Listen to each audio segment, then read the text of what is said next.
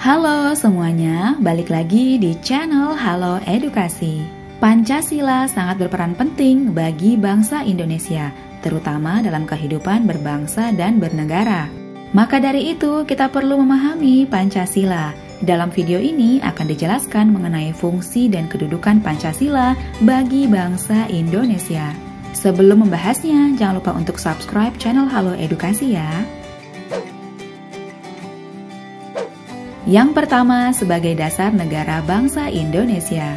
Setiap negara pasti memiliki dasar atau fondasi sebagai pijakan yang kokoh untuk dapat berdiri. Indonesia sebagai negara yang merdeka juga berdiri kokoh karena sebuah fondasi yang disebut Pancasila.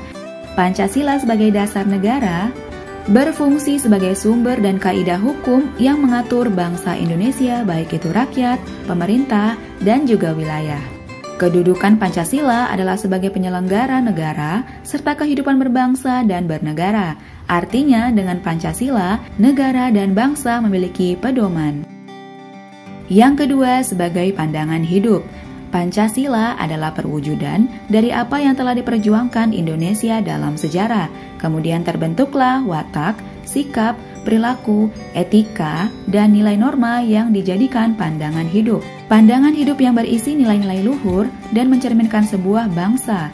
Pandangan hidup berguna sebagai pedoman yang mengatur hubungan manusia dengan sesama makhluk hidup dan hubungan manusia dengan Tuhan. Yang ketiga, sebagai ideologi bangsa Indonesia.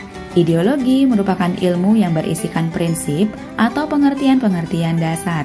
Pancasila sebagai ideologi bangsa Indonesia adalah hasil dari pemikiran bangsa Indonesia itu sendiri.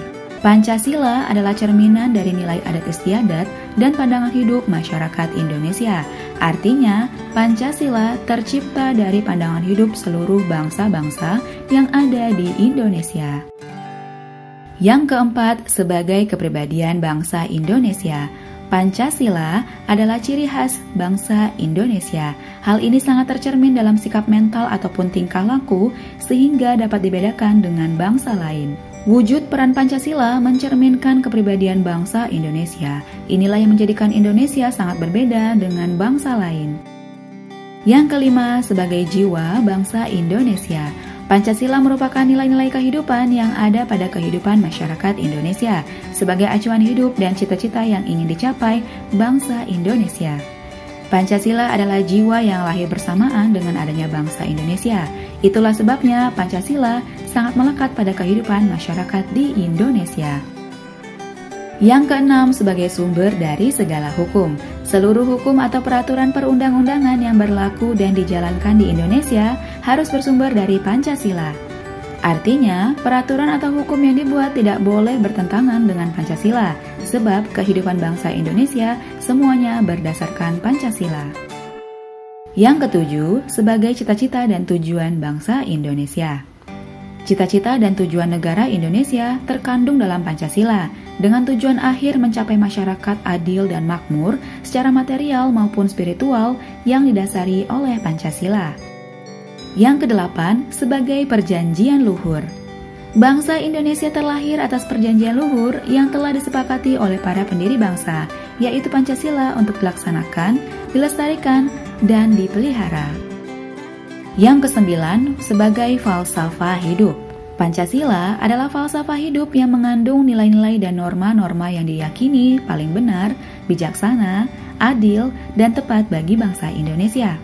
Pancasila adalah sarana untuk mempersatukan bangsa Indonesia dengan satu filosofi yang sama, kita dapat bersatu dan menerima perbedaan. Yang ke-10 atau yang terakhir, sebagai paradigma dalam pembangunan. Pancasila berperan sebagai paradigma dalam pembangunan nasional.